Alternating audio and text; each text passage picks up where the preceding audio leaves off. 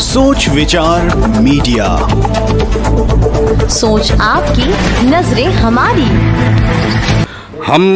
जिस 71वें गणतंत्र दिवस जो विश्व का हमारा लोकतंत्र अपने आप में अनुकरणीय अक्षुण्ण है, और ऐसे ऐतिहासिक स्थल, ऐसे ऐतिहासिक भवन पर छत्तीसगढ़ की राजधानी जो बूढ़ापारा शुक्ला भवन में आज सोच विचार मीडिया पहुंची है, और हमारे बीच आदरणीय जो कि छत्तीसगढ़ बनने के बाद प्रथम पंचायत मंत्री रहे हैं अमतेश शुक्ला। मैं आप लोगों को पूरे प्रदेश और देशवासियों के गणतंत्र दिवस की बधाइयाँ देते हुए कुछ चर्चा करने के लिए सोच विचार मीडिया यहाँ पहुँची है। मैं ध्यान इसलिए आकर्षित करवाना चाहता हूँ कि ये शुक्ल बंधु जी का जो आज़ादी के आंदोलन से लेकर और आज तक जो बहुत बड़ा इस प्रदेश और प्रदेश को जो मिला है, और चाहे छत्तीसगढ़ राज्य निर्माण की हो, आज उनके उत्तराधिकारी के रूप में जो अभी वर्तमान में छत्तीसगढ़ सरकार जो भूपेश मुख्यमंत्री हैं और राजिम से प्रतिनिधित्व भी कर रहे हैं, ऐसे हमारे वरिष्ठ आदरणीय श्री अमतेश शुक्ला जी हैं। उनसे हम चर्चा करने जा रहे हैं, माननीय अमतेश शुक्ला जी से।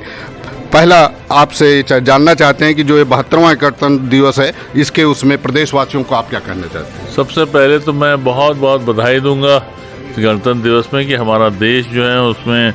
बहुत से हमारे स्वतंत्रता संग्राम सेनानियों ने अपनी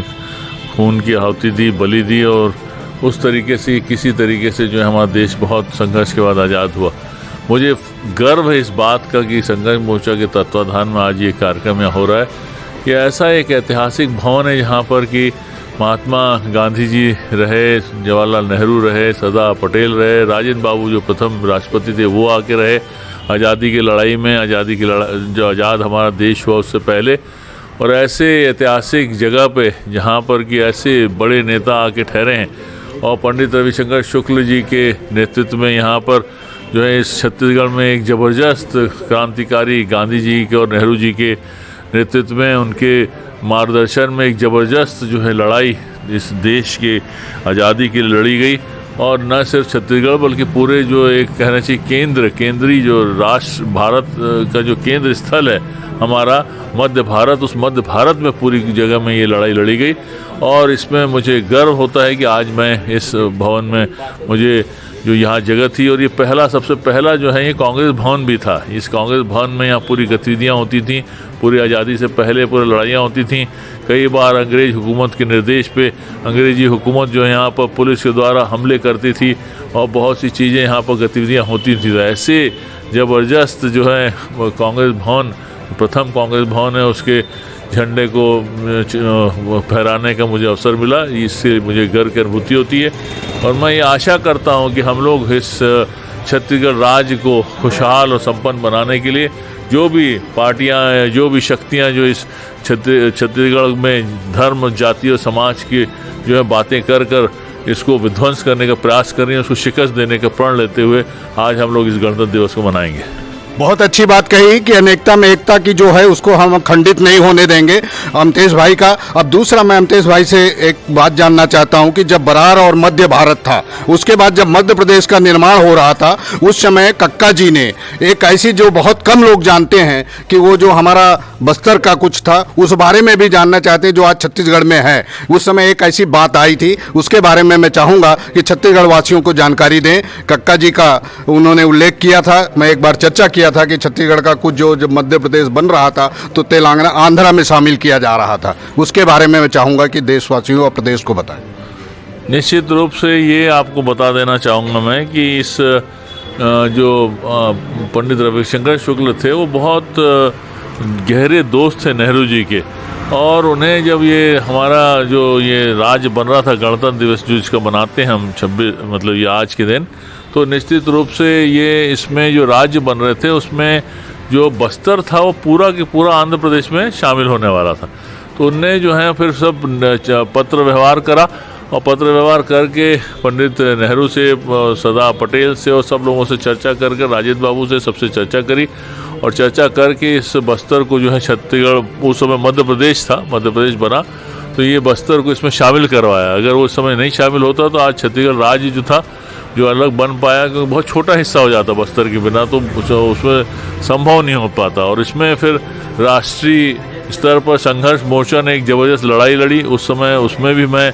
शामिल हुआ था। दिल्ली में जो हजारों लाखों लोग जो इकट्ठा हुए और वहाँ पर अश्रु गैस और लाठीचार्ज हुई, हम लोग ने सबने गिरफ्तारी दी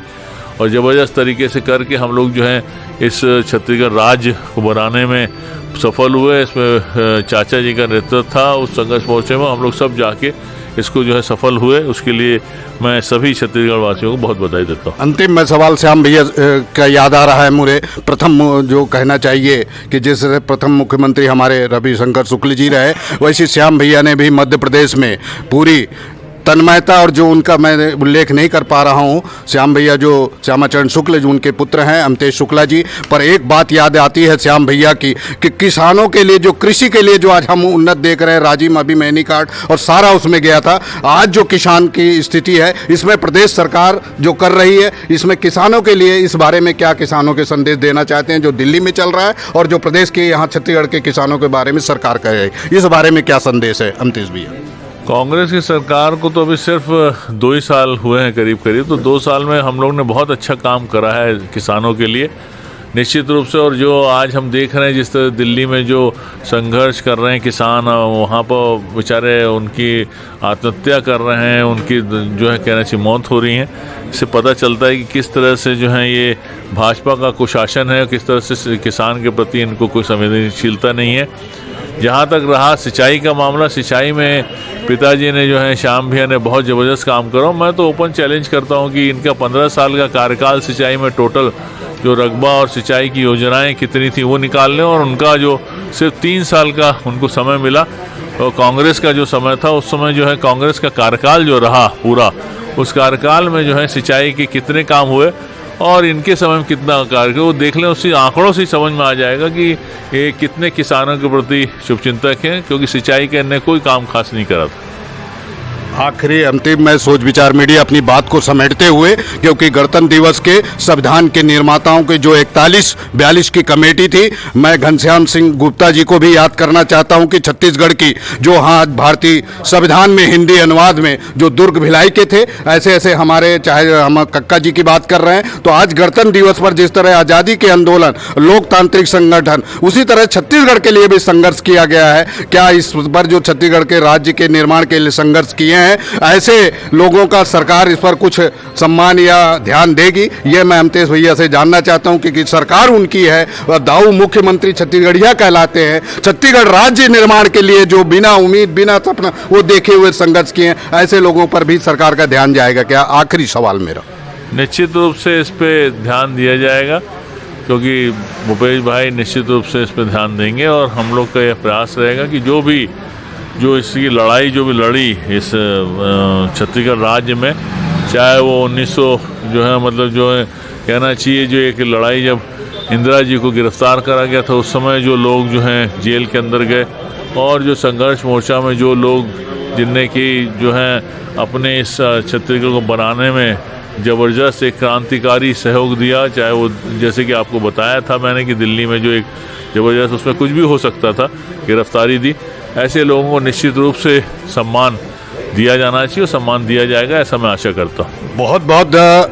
धन्यवाद कि उन्होंने कहा कि सम्मान दिया जाना चाहिए, और छत्तीसगढ़ राज्य गांधी जी के मार्ग पर, सत्य अहिंसा के मार्ग पर जो रास्ता प्रदेशवासियों के सामने अनुकरणीय प्रस्तुत किया है, अमतेश भैया ने कहा है। मैं पुनः सभी प्रदेशवासियों को और छत्तीसगढ़ की ओर से और पूरा शुक्ला भवन में यहाँ जहाँ उपस्थित हैं, गणतंत्र दिवस की ढेर सारी बधाइयाँ, शुभकामनाएं। गाढ़ा गाढ़ा और गणतंत्र दिवस अनेकता में एकता है। हमारा लक्ष्य एक है कि आत्मनिर्भर बने। इसी की शुभकामनाओं के साथ जय हिंद, जय भारत, जय छत्तीसगढ़।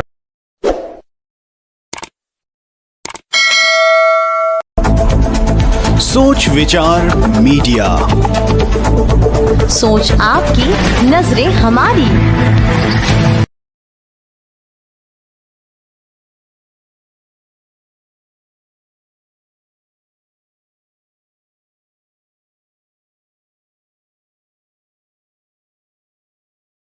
नमस्कार, आप देख रहे हैं सोच विचार मीडिया में। मैं ममता सोनी। राजधानी रायपुर के टिकरापारा स्थित नव युवक युवती परिचय सम्मेलन में सांस्कृतिक मंत्री अमरजीत भगत व गणमान्य लोग उपस्थित रहे, जिसमें 250 लोगों ने पंजीयन करवाया था। इस समारोह में छत्तीसगढ़ स्वाभिमान संस्थान के प्रांताध्यक्ष डॉक्टर उदय भान सिंह चौहान भी कार्यक्रम में विशेष अतिथि के रूप में उपस्थित रहे।